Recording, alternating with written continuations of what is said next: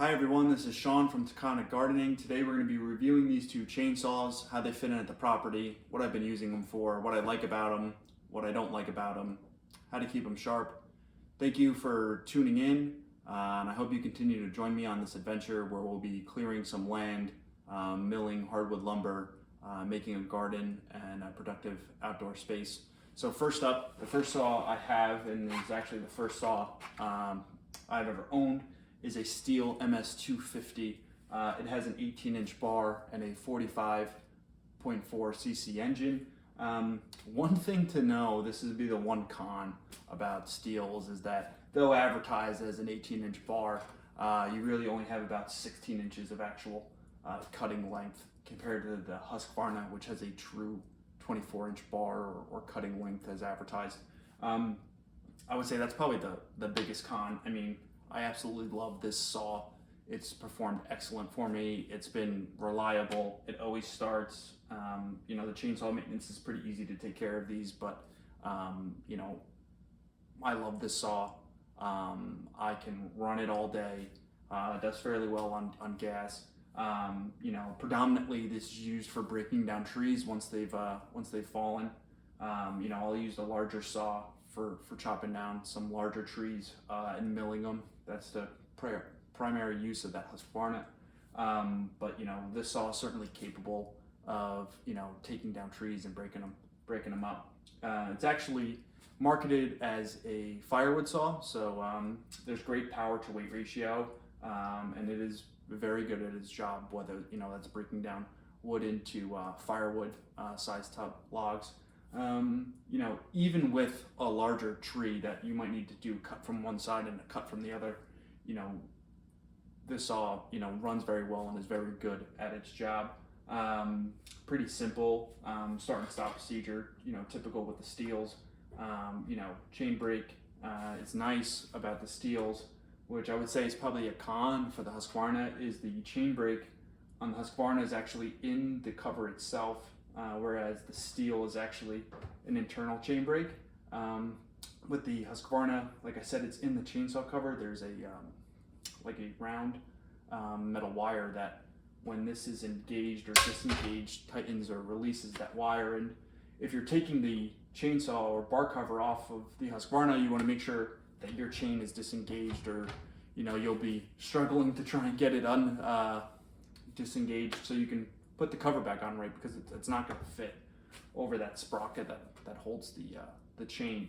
So whenever you're taking off a chainsaw cover of a Husqvarna, make sure you disengage the chain brake. The chainsaw process of starting the Husqvarna, though it is not difficult, and the Husqvarna runs very well too, there's just a couple more steps with getting it started. And I haven't had issues starting either of them, but the Stihl definitely feels a little more robust when it comes to using the saw, starting the saw, and everything like that. Though I love my Husqvarna 460 Rancher, I'm extremely grateful that I can own and operate both of these machines. I went with the Husqvarna 460 Rancher because I was looking for a chainsaw with a larger bar and more power. I have some larger trees I needed to cut down, which is just easier with a saw with a larger bar. This way I'm not doing like plunge cuts or anything. I can just do one cut from the back to fell that tree. The 460 Rancher was kind of in the budget. I think it's a little underpowered for chainsaw milling, especially I would say like in New England. It takes me a little longer than I anticipated to get a board done. I wouldn't say that it can't do the job or it's not powerful enough, because that's certainly not the truth. I would say it probably takes a couple extra minutes. It's a 60.4 cc engine, I believe. It's got a 24-inch bar. Right now, the Husqvarna 460 Rancher is in a chainsaw mill. Right now, it's set to 2 inches. Yesterday, I made some slabs of some white oak that came out absolutely beautiful. Definitely goes, faster through, some softer woods. I would say the birch, gray birch, though it's dense, went through there relatively easy. The white oak actually went pretty smooth yesterday, but I have a ton of hickory, mocker nut hickory and pig nut hickory on my property here, and a lot of those trees are on the south-facing piece of the property that we'll be clearing to build this garden. But hickory is the strongest or toughest wood in New England, and definitely takes a little longer to get through. But with my budget and what I had available, this was the saw that kind of fit that bill. But it's running very well for me. I've had that saw for about a year. I've been using it a lot more and more recently, and I've had this saw for about 2 years. And I've taken down, I don't know, maybe 20 or 30 trees with this thing. Sometimes they're smaller.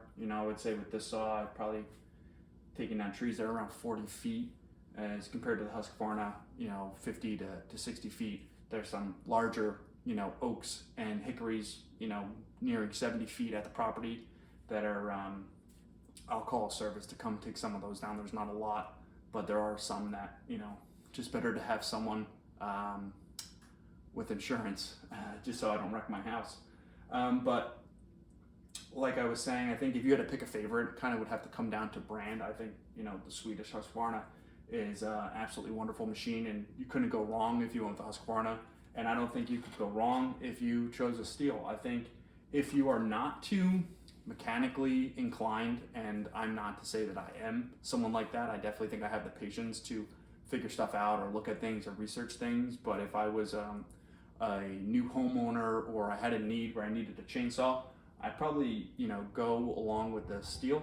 I think that it's just more robust. It's easier to start.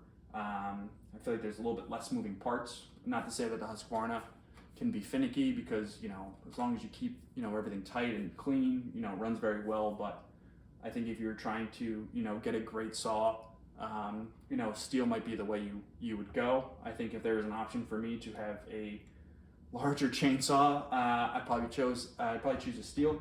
Though both of them are wonderful machines, and I think if you had to pick between the two, it's really more brand and preference. But like I said, for homeowners or occasional users, you might be better off with just using a Stihl. The maintenance on them is all very easy. You want to make sure that you have a good premium gasoline. Don't be putting regular or whatever the middle level of gasoline is. Try to put the highest octane gasoline you can in your small engines. It will thank you later. People, will say try not to find, gasoline without ethanol. Unfortunately, in this day and age, there's not really much of an option. So, I wouldn't go above, 10%. I don't think there's a lot of people doing more than that, but definitely the highest octane you can get some decent oil mix, maybe something with some fuel stabilizer if you don't use your chainsaw that often. And some decent bar chain oil, and just not let your saws run super lean. By that I mean when you're running your saw and it's running low on gasoline or bar and chain oil, it's running a lot leaner and it's taxing the saw a lot more than it needs to do. So definitely make sure you are keeping up on your saws, making sure they're happy. When I'm milling hardwood, I'm milling about 10-foot slabs, anywhere from 1.5 inches to 2.5 inches thick. I'll probably get through one board, and I will first of all take the chain back over to the table. I will check and make sure that the chainsaw mill is in good shape, and then I'll check my gasoline and bar chain oil. And 10 times out of 10, I'm topping up my gasoline tank and my bar and chain oil, just to make sure I don't run out during the cut or I'm putting unnecessary tax on the machine. The other thing really is sharpening. I mean, you don't need any fancy chainsaw tools or anything like that. You just need round files that are the proper size for your chainsaw. It probably takes 10 minutes, and it's extremely worth it. I think when you pick up a saw with either a fresh chain or a freshly sharpened chain, and you see those large, chainsaw filings or tree filings come shooting out the back of the saw, it's definitely very rewarding. The one thing you're going to want to do is make sure your chain brake is engaged. You're going to want to put a line on top of the thing. I'm using a pencil to start and stop. And this way, by the time you go through, you know which one you've done. Most chains have an angle marker on the back of them. So matching that angle and with your round file, love to parallel or flat, to the saw, you will match your angle and just make a couple passes. How many passes you go through is entirely dependent on you. And once you've done your set, you can move the chain, and the teeth are opposite one another. So you'll go through and then you'll do this set from this side, and then it'll be better to flip the bar around and get your other teeth. And once those teeth are sharpened, you'll disengage the chain brake, you'll move the chain to the next set, re-engage your chain brake, and then go ahead and continue sharpening. For this saw, when I am using it to break down trees, I'll probably sharpen it maybe every 4 tanks of gasoline. As far as when I'm milling, I'm probably sharpening it maybe every 2 tanks of gasoline, just to make sure that my saw is definitely running as well as it can be. Try to take some effort off the engine and just make sure that that chain is nice and sharp and is running well. Typically on the milling saw, I have a 10-degree milling tooth on it compared to this regular chainsaw, which is about a 60-degree angle. That's for cutting against end grain. That's why it's like that. I'll probably do 2 to 3 passes. If it was hickory and it really beat it up, I might go to 4. There are times where you have a tool to check and make sure that this other tooth is not super high, but I really haven't come into an issue where it's really been drastically too high and I'm seeing kickback or anything like that. But I want to thank you for tuning in. I hope you continue to join me on this adventure. Like, subscribe, and follow for more. Thanks. Bye.